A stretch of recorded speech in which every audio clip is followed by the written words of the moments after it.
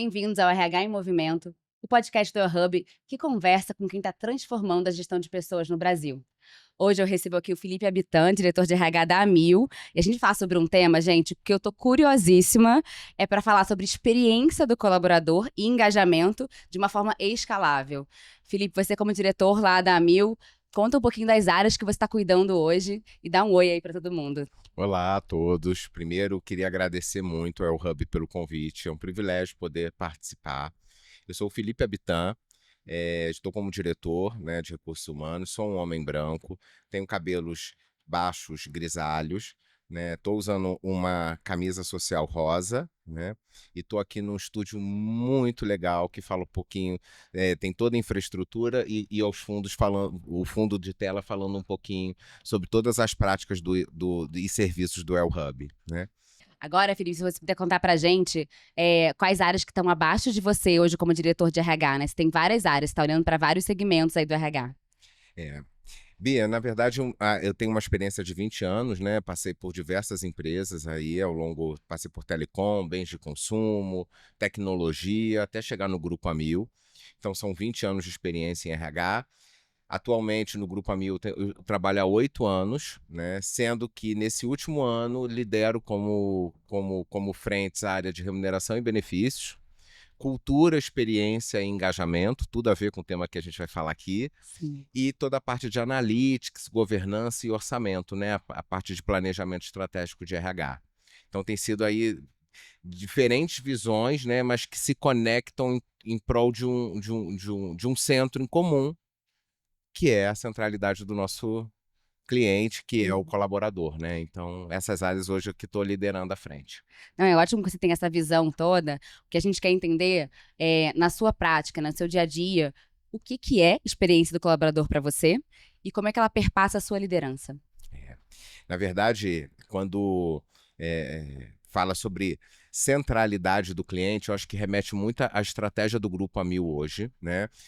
Quando a gente pensa na estratégia de RH, ela está totalmente conectada com a estratégia de negócio, ela deriva a partir daí. E hoje, como Grupo Amil, como a maior e um dos melhores planos de saúde do Brasil, a gente tem a intenção de trazer sempre o cliente, e aí eu estou falando do B2C, né, o cliente final, como centro. E essa estratégia de centralidade do cliente também vem para a área de pessoas, né? Então, dentro da área de pessoas, a gente tem hoje todas as nossas políticas e processos partindo do olhar da centralidade, né, do cliente, e, obviamente, várias ferramentas que a gente utiliza para mapear, acompanhar, mensurar e ajudar a gente a seguir o caminho certo através de uma estratégia, um plano de ação. E vocês têm uma área que cuida só disso, experiência do colaborador dentro do RH? Sim, na verdade, quando eu coloquei essas áreas, eu tenho hoje 3 lideranças, né, essas lideranças, a liderança que cuida de cultura, cuida de experiência, cuida de engajamento, cuida de responsabilidade social e cuida de marca empregadora. Então é esse pilar, esse time que constrói, né, todas as ferramentas e processos, né, dessa agenda, certamente está totalmente conectado à estratégia do negócio, né, e com uma agenda intensa, né, de olhar a transição cultural de uma empresa que está transformando a sua cultura, né, também buscando a melhor experiência desse colaborador. Então essa área também é a área responsável pela pesquisa de experiência, é a área que mensura e acompanha junto com toda a organização o plano de ação, né? E aí a gente consegue avaliar através de todas essas ações, tanto de RH quanto das áreas, se a gente está convergindo para o que a gente busca, que é a centralidade desse colaborador, né? Em qualquer uma das nossas práticas e processos. Tem bastante a ver com a minha próxima pergunta até, que eu ia perguntar aqui como é que vocês conectam, né, de fato, o core do negócio, que é a saúde, né, prevenção de saúde, a estratégia de experiência, né. Então, assim, você falou que já tem uma área que cuida disso, que é ela que trata esses dados. Mas você tem alguma dica prática para quem está assistindo, de repente, não chegou na maturidade de negócio que vocês têm? Do que vocês fazem? Assim, como é que você conecta a estratégia ali, de fato, com, né, que é o core do negócio de vocês, com a experiência do colaborador? Isso é uma pergunta bem interessante, Bia, porque você já traz aí uma visão de que a maturidade dos segmentos são diferentes, né? Então não dá para a gente comparar maturidade, né? E cultura são diferentes. Particularmente, eu já trabalhei em empresas, né, centenárias e que tinham processos muito bem estabelecidos.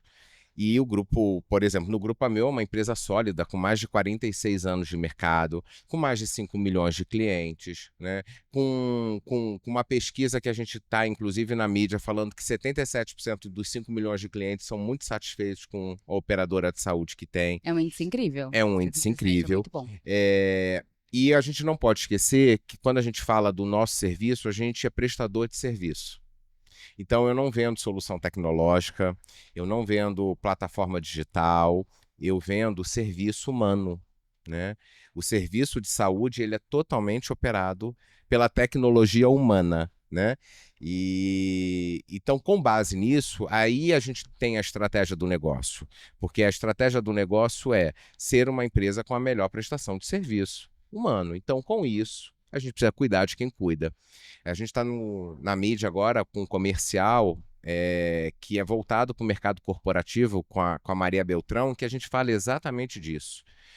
Não fecha um outro plano de saúde sem conhecer a gente, principalmente porque a gente cuida de quem cuida. Então, vem conhecer as nossas práticas de gestão para você entender um pouquinho do que você vai receber como serviço. Então, nesse sentido, eu acho que a nossa estratégia está muito pautada, né? Primeiro, né, nessa transformação cultural. Segundo, nessa consolidação do mercado como um grande player, como um grande concorrente. E certamente isso deriva de uma estratégia de desdobrar isso para cuidar de quem cuida. O que eu diria para quem está começando, né? Eu diria que, primeiro, vale a pena conhecer como é que é o nível de maturidade da sua organização. Segundo, tem um ponto que a gente vai falar que é conheça o seu nicho, conheça seu segmento, conheça o perfil do seu colaborador, né? Dentro do Grupo Amil, por exemplo, eu tenho diferentes perfis. Eu tenho um grupo, uma categoria médica, que é PJ. Eu tenho uma categoria operacional, que está na operação. Eu tenho uma categoria executiva, que está na operadora. Então, são diferentes públicos. Conheça o seu público, entenda e busque as soluções que mais cabem para o seu desafio atual. Então, E para não cada tem uma público vai bala ser uma de prata. estratégia, né? Cada um é uma estratégia diferente. E dependendo do momento, as estratégias também mudam. Não Uhum. tem uma bala de prata que vai permear Uhum. e vai conseguir resolver tudo. Vão ser várias ações. E como você conversa com a alta diretoria, né? Ainda falando assim, olhando para esse RH que está começando essa estratégia, como é que esse RH vai convencer um C-level que, de fato, olhar para a experiência do colaborador é estratégico, pode trazer retorno positivo? Ó, eu, particularmente, eu sempre, apesar de psicólogo, sempre fui apaixonado por número. Cair numa cadeira de analytics, para mim, é um privilégio, porque eu Olha. adoro trabalhar principalmente com dados. Então, o meu olhar e a minha influência está sempre envolvida com base em dados, né? Então eu trabalharia assim. Se você não tem um orçamento para fazer uma pesquisa de experiência numa plataforma, você tem outras ferramentas de conseguir mapear isso através de pulsos, de ferramentas inclusive gratuitas que você pode colocar. Hoje em dia, plataformas, inclusive com IA, estão oferecendo isso em soluções pagas. Então, dá para buscar como você trabalha esse dado para trazer isso para um elemento de decisão. Então, eu diria para quem está começando, conheça seu público, mapeie ali seus principais indicadores e a partir desses números você traça uma argumentação. Não adianta, e eu converso isso com o meu time, com meus colegas de trabalho, e principalmente para mim, não adianta eu querer colocar, aplicar na companhia que você trabalha, o que o mercado está colocando. Eu adoro um monte de coisa que eu passo por aqui, passar por essa feira, então é inspiradora. Só que eu tenho que entender qual é o foco, qual o objetivo do meu plano estratégico, principalmente se estiver envolvendo orçamento e investimento. Uhum. Então, nessa linha, eu diria assim: conheça a sua companhia, entenda ali quais são os objetivos estratégicos, mapeie seus dados, e aí é um grande caminho e canal para influência. Ai, perfeito. Se você tivesse que escolher um ponto, assim, por onde começar, além de você comentou de dados, né, então se você tem dados fazer um benchmark no mercado, de repente, né? Isso faz Sim. sentido. Entrar em grupos, Aham. pesquisas gratuitas que são disponibilizadas, a gente participa, eu compro um monte de pesquisa, mas participo de um monte de pesquisa como convidado, e aí essas pesquisas não devolutivas. Uhum. Grandes empresas hoje fazem pesquisa, disponibilizam para o RH, né? Então vale sim fazer uma imersão nessa parte de dados e, obviamente, dividindo isso, entendendo sua cultura. E tem algo que você já vê como uma tendência nessa parte de experiência do colaborador? Você acha que vai mudar? Ou, de repente, a própria tecnologia de IA vai ter alguma influência nisso? O que você está enxergando aí que Eu, pode vir no eu, eu, mercado? eu tenho certeza que sim. Eu tenho certeza que a IA ela já entrou em todos os nossos pilares, né, de Olha, processos. interessante. É, eu digo que entrou não necessariamente no Grupo Amil, a gente Uhum. está na mesma jornada de Sim. implementar essa tecnologia, Aham. principalmente na parte de analytics, né? Então, aqui mesmo conheci alguns prestadores de serviço, algumas soluções incríveis, né, de ferramenta de IA, mas eu entendo que a IA já entrou nas nossas práticas em RH como um todo. A gente já trabalha com IA no mercado aí, em plataformas de seleção e tal, e eu não tenho a menor dúvida de que a IA vai contribuir muito na diferenciação, na unificação, né, dessa visão de jornada, que é Uhum. uma visão que é muito maior que a experiência, né? Ela começa antes, né, da admissão e ela continua mesmo após o desligamento. Então é uma jornada. E aí ela entra para trazer algoritmo, para trazer inteligência, para trazer objetividade e predição, que Sim. para a gente que trabalha com dados é o grande desafio. É como é que eu trabalho a predição. Como que eu trabalho olhando para frente e não o dado no retrovisor, né? Então aí ela Prevendo um possível comportamento prevendo, ali, né? prevendo comportamentos, Uhum. né? Para tudo, para plano de saúde. A gente tem um desafio, por exemplo, todas as organizações que estão ouvindo, é o sinistro do plano de saúde, a sinistralidade do plano de saúde, né? Então você imagina quando eu conseguir gerar todos os relatórios, trazer isso para uma linguagem de inteligência artificial e olhar predição de custo, de frequência, né, de tipo de seed. Então, isso aí já consegue agilizar a tomada de decisão e certamente é diferencial no ponteiro do resultado. É. Até falando assim de IA, né, que a gente vê ó, hoje, o que eu leio, ainda sou aprendiz nessa parte, acho que muitos de nós somos, sobre como ela vai ajudar a personalizar em escala, né? E aí, a minha próxima pergunta é sobre isso, na verdade. Então, como é que você vê, né, numa organização tão grande como a de vocês, né, 22 mil pessoas, como é que você consegue criar experiência de colaborador consistente e ao mesmo tempo personalizada? É. Isso é possível? É possível. É possível porque eu conheço empresas que já fizeram, né? Uhum. Claro que depende do tamanho da companhia, da complexidade do negócio. A gente tem iniciado essa jornada de mapeamento, né, dentro do Grupo Amil. A gente escolheu algumas famílias funcionais que faziam sentido a gente mapear a jornada e entender o que, que é importante, né, o que, que é diferencial para aquela família funcional. Então, vou dar um exemplo, a enfermagem, né? A gente tem hoje mais de 60% do nosso público, né, das unidades assistenciais é o grupo da enfermagem. Então, a gente tem um olhar diferenciado para a enfermagem. Então, eu boto a enfermagem no centro e aí eu consigo abrir todos os meus processos olhando com a centralidade da enfermagem e buscar essa jornada. Agora, qual é o desafio? Quando você perguntou, será que é possível? Mapear jornadas, entender o que é valor? Sim, é possível. Agora, o desafio é como é que eu customizo depois as minhas práticas e os meus processos e as minhas políticas para essas jornadas específicas. Então, por exemplo, mapear a jornada da enfermagem, o que é valor, eu consigo. Agora, como é que eu boto meus benefícios todos voltados, né, minhas políticas todas voltadas para o que é valor para a enfermagem, aí é um outro movimento. Então, você comentou bem, eu acho que todos nós somos iniciantes nessa jornada, né? A gente está no mesmo mercado do Brasil, né? Então tá todo mundo no mesmo pé. Pode ter um que colocou um agentezinho, o outro ainda não colocou, está fazendo um curso para entender o que é o prompt, mas está todo mundo no mesmo barco, experimentando e vendo, começando a entender como é que vai funcionar a IA dentro dos nossos processos como um todo. E como você acha que a gente deveria, né, a gente, os RHs, deveria envolver mais as pessoas nessa criação? das experiências, né? Tem algumas ferramentas para isso, né? Uhum. Dentro da nossa área de experiência, né, a gente tem, inclusive está agora no ar até o início de setembro, a nossa pesquisa de experiência, né?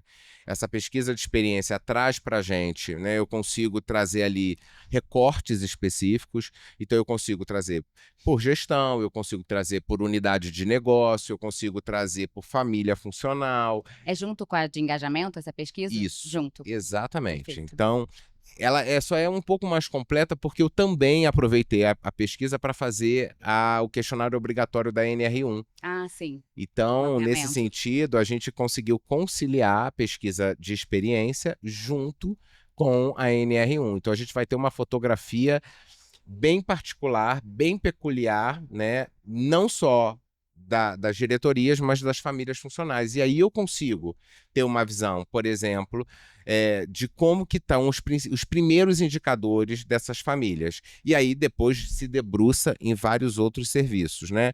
Então eu gero dashes específicos, faço análises de indicadores específicos e aí a gente vai fazendo o diagnóstico. Mas é sempre com base em indicador, né? Pesquisa qualitativa e Pesquisa quantitativa, na sua opinião, qualitativa, né? quantitativa, depois vem focus group, né, para a gente conseguir também ter uma riqueza qualitativa, não só quant. Então, são ferramentas que a gente tem que continuar utilizando para ter um diagnóstico preciso e, obviamente, atualizar o plano de ação. Perfeito. Se você pudesse dar um conselho assim para todo RH que quer tornar a experiência do colaborador uma vantagem competitiva na empresa, ou seja, de fato é o forte daquela empresa ali e vai ajudar a atrair mais talento, enfim, outros benefícios que talvez você possa citar até melhor do que eu aqui, por onde ele começa, onde ele tem que dar foco. Bom ponto. Eu acho que tem um desafio que é para todos nós em recursos humanos, que é sair da visão commodity. A gente tem uma visão muito commodity ainda em relação à experiência, em relação a processo e em relação a benefícios.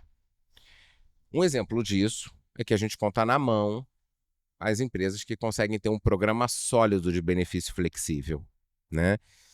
E hoje a gente tem vivido isso, né? A gente está vivendo a multigeração, né? Um grupo novo entrando nas empresas, querendo exatamente o serviço, por exemplo, que aqui na Well Hub a gente oferece, que é um serviço de bem-estar, de saúde, né?